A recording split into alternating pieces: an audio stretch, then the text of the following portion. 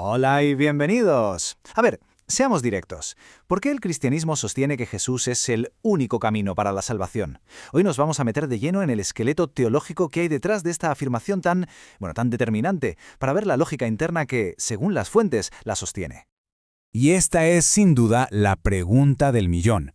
Porque según los textos que vamos a analizar, la respuesta no es una declaración hecha al azar, sino que es la conclusión de una cadena de razonamientos muy específicos. Así que vamos a desmontarla pieza por pieza. Muy bien, para poder entender la solución que se propone, primero tenemos que entender bien el problema de raíz. Y todo empieza con dos realidades que, según se nos presenta, están en conflicto directo: cómo es Dios y cómo es la humanidad. Aquí lo tenemos, el dilema central.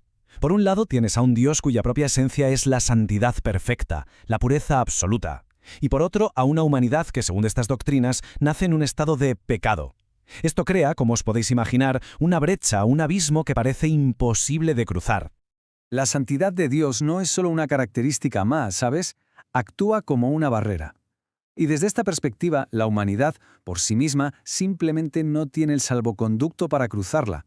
Hace falta alguien que pueda estar en ambos lados del abismo, un mediador. Vale, vamos a profundizar un poco más en las consecuencias de esta separación. Porque no es solo una diferencia teórica. Según las fuentes, tiene implicaciones muy reales y bastante serias. El pecado como una condición y el juicio como un destino inevitable. A ver, aquí hay un concepto que es clave para entender todo lo demás: la depravación total.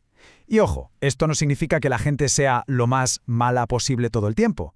Lo que afirma es que el problema es una condición de base, una incapacidad fundamental para poder alcanzar la justicia de Dios por méritos propios.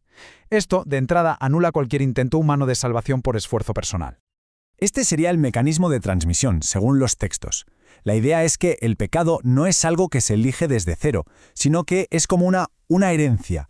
La desobediencia de Adán, como representante de toda la humanidad, se le atribuye a todos sus descendientes. Es, por tanto, una condición universal.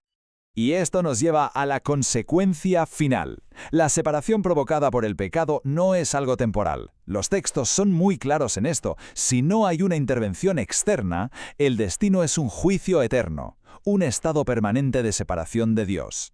Bien, una vez que tenemos el problema planteado en toda su magnitud, un Dios santo, una humanidad pecadora y un juicio eterno como consecuencia, las fuentes nos presentan una solución. Una solución muy específica, que gira en torno a la figura de un mediador con unas características únicas. Esta es la pregunta que la teología cristiana intenta responder. Si la humanidad no puede salvarse a sí misma y Dios es perfectamente justo y no puede simplemente pasar por alto el pecado, ¿cómo se cierra esa brecha sin comprometer ninguna de las dos cosas? La solución que se ofrece es radical.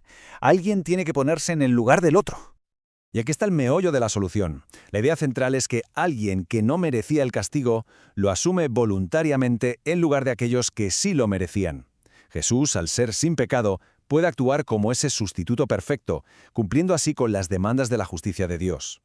Y lo interesante es que esto no se ve como una idea que apareció de la nada en el Nuevo Testamento. Se interpreta que textos como este de Isaías, escritos siglos antes, ya estaban describiendo la naturaleza de este sacrificio.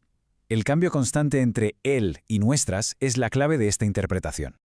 Entonces, ¿por qué Jesús y solo Jesús?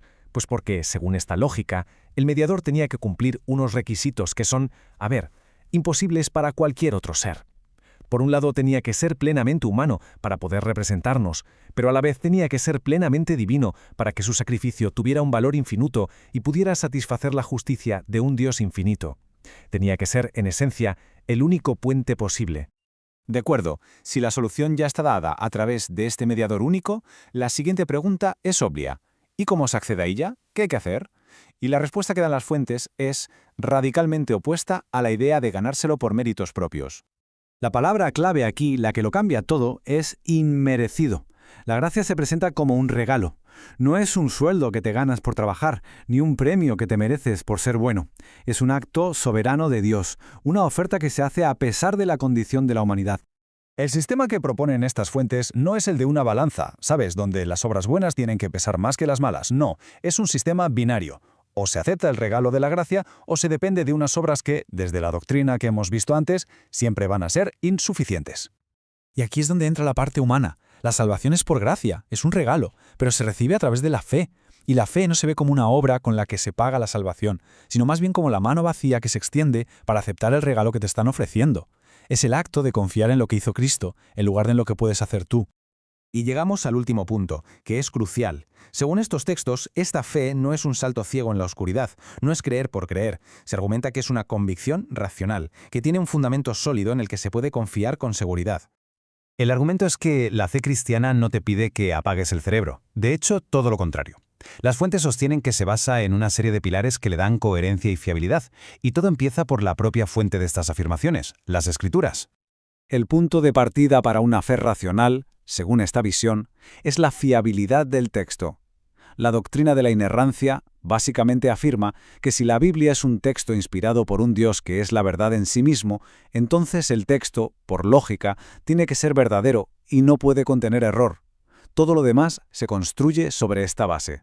Aquí vemos un silogismo clásico que se usa para argumentar esto. Es una deducción lógica muy simple. Si la premisa 1, Dios es verdad, es cierta, y la premisa 2, las Escrituras vienen de Dios, también lo es, entonces la conclusión, las Escrituras son verdad, es inevitable. La fiabilidad no se da por sentada, sino que se deduce de la naturaleza de su supuesto autor. Por lo tanto, la certeza de la fe se apoya en estos tres pilares. Primero, un texto que se considera totalmente fiable y que contiene las promesas de Dios. Segundo, la evidencia histórica del cumplimiento de cientos de profecías. Y tercero, y esto es clave para la seguridad personal, la creencia en que la obra de Cristo no se detuvo en la cruz, sino que continúa, garantizando la salvación del creyente. Hemos recorrido toda la cadena lógica de esta afirmación, el problema, la solución única y la certeza que, según se dice, la acompaña. La pregunta final que estas fuentes dejan en el aire es, si todo esto es así, ¿qué implica para cada persona a nivel individual? Y esa ya es una reflexión que va más allá de este análisis. Gracias por habernos acompañado.